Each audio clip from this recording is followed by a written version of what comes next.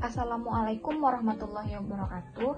Perkenalkan, nama saya Aulia Ashifa dengan nomor WP 1911022032 dari kelas 3B D4 Akuntansi, Politeknik Negeri Padang. Baiklah, saya di sini akan menjelaskan mengenai dasar-dasar penganggaran modal. Apakah ini maksud dengan penganggaran modal? Penganggaran modal atau capital budgeting adalah proses menyeluruh menganalisa proyek-proyek dan menentukan mana saja yang dimasukkan ke dalam anggaran modal. Nah, mengapa penganggaran modal itu penting? Penganggaran modal penting karena menciptakan penilaian yang akuntabel dan terukur. Ini adalah cara terukur bagi bisnis untuk menentukan profitabilitas ekonomi dan keuangan jangka panjang dari setiap proyek investasi. Penganggaran modal memiliki tujuan untuk membuat keputusan tentang investasi jangka panjang modal perusahaan ke dalam operasi. Anggaran modal juga merencanakan pengembalian akhir atas investasi dalam permesinan, real estate, dan teknologi baru. Ini adalah semua contoh penganggaran modal. Selanjutnya, jenis-jenis penganggaran modal. Yang pertama ada analisis throughput.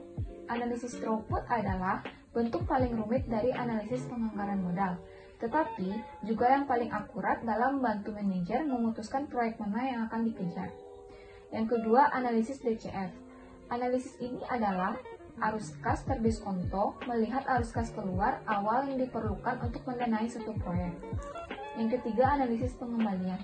Analisis pengembalian adalah bentuk paling sederhana dari analisis penganggaran modal, tetapi juga yang paling tidak akurat. Nah, ini ada aturan putusan penganggaran modal. Yang pertama ada payback period atau disingkat dengan PP. Yang kedua ada discounted payback period atau disingkat dengan DPP. Yang ketiga ada net present value atau disingkat dengan NPV. Yang keempat ada internal rate of return atau disingkat dengan IRR. Dan yang kelima ada modified IRR atau disingkat dengan NIRR. Dan di sini saya akan menjelaskan 3 aturan putusan penganggaran modal, yaitu payback period, yang kedua discounted payback period, dan yang ketiga net present value. Baiklah, langsung saja masuk kepada yang pertama, yaitu payback period atau disingkat dengan PP. Payback period adalah perhitungan yang menunjukkan lama waktu. Biasanya dalam beberapa tahun, suatu investasi akan bisa kembali. Cara menghitung payback period cukup membagi nilai investasi awal dengan arus kas. Contoh soal dari payback period yaitu diketahui suatu usulan proyek investasi senilai 600 juta rupiah, umur ekonomisnya 5 tahun. Syarat periode pengembalian 2 tahun, dan arus kas per tahun adalah untuk tahun pertama sebesar 300 juta, untuk tahun kedua sebesar 250 juta, dan untuk tahun ketiga sebesar 200 juta, tahun keempat sebesar 150 juta, dan tahun kelima sebesar 100 juta. Ditanya berapa payback period? Nah, dari soal di atas dapat diketahui bahwa arus kas setiap tahun itu tidak sama, sehingga untuk menghitung payback period bisa dilakukan dengan cara sebagai berikut. Untuk tahun 1 sama dengan 300 juta rupiah, untuk tahun 2 sama dengan 250 juta rupiah menjadi 550 juta rupiah, karena 300 juta rupiah ditambah dengan 250 juta rupiah pada tahun kedua. Begitu juga seterusnya untuk tahun ketiga, 200 juta menjadi 750 juta rupiah, karena 550 juta pada tahun kedua ditambah dengan 200 juta pada tahun ketiga. Untuk tahun keempat berarti 150 juta rupiah menjadi 900 juta rupiah juga ditambah sama seperti yang tadi. Dan untuk tahun kelima 100 juta rupiah menjadi 1 miliar. Jawabannya payback period sama dengan N ditambah A dibagi B dikali 1 tahun. 2 ditambah 600 juta dikurang 550 juta dibagi 750 juta dikurang 550 juta dikali dengan 1 tahun. 2 ditambah dengan 0,25 sama dengan 2,25 tahun. Jadi dapat diketahui periode pengembalian modal ini yaitu sebesar 2,25 tahun atau 2 tahun lebih 3 bulan jika dibulatkan.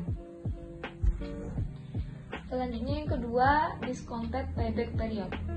Discounted payback period adalah salah satu rumus payback period yang berfungsi untuk memperhitungkan nilai waktu dari uang atau bisa disebut dengan metode yang mempertimbangkan time value of money. Metode perhitungan discounted payback period dilakukan dengan cara menambahkan present value aliran kas masuk setiap tahunnya hingga tercapai jumlah yang sama dengan jumlah investasi awal. Nah, contoh soal untuk discounted payback period bisa dilihat dari tabel ini yang terdiri dari arus kas, PP arus kas yang tingkat diskonto 10%, dan arus kas kumulatif. Ditanya, discounted payback period. Karena pada tahun kedua terjadinya arus kas kumulatif yang ke arah positif, maka discounted payback periodnya 2 ditambah dengan 214.876,4 dibagi dengan arus kas kumulatif pada tahun ketiga yaitu 225.394,4. Jadi hasilnya 2,95 tahun. Selanjutnya yang ketiga ada net present value. Net present value adalah selisih antara nilai sekarang dari arus kas yang masuk dengan nilai sekarang dari arus kas yang keluar pada periode waktu tertentu. Untuk rumus present value adalah dapat dilihat pada gambar ini, net present value sama dengan dalam kurung C1 per 1 ditambah R kurung ditambah C2 per 1 ditambah R kali 2 ditambah C3 per 1 tambah R dikali 3 ditambah dan seterusnya, lalu ditambah CT per 1 ditambah R kali T dikurang dengan CO. Atau keterangannya NPV itu sama dengan net present value dalam rupiah, CT itu sama dengan arus kas per tahun pada periode T, CO itu sama dengan nilai investasi pada awal tahun ke 0, dan R sama dengan suku bunga atau discount rate dalam persen. Untuk contoh soal net present value yaitu diketahui manajemen perusahaan ADC ingin membeli mesin produksi untuk meningkatkan jumlah produksi produknya. Harga mesin produksi yang baru tersebut adalah 150 juta dengan suku bunga pinjaman sebesar 12% per tahun. Arus kas yang masuk diestimasikan sekitar 50 juta per tahun selama 5 tahun. Ditanya, apakah rencana investasi pembelian mesin produksi ini dapat dilanjutkan?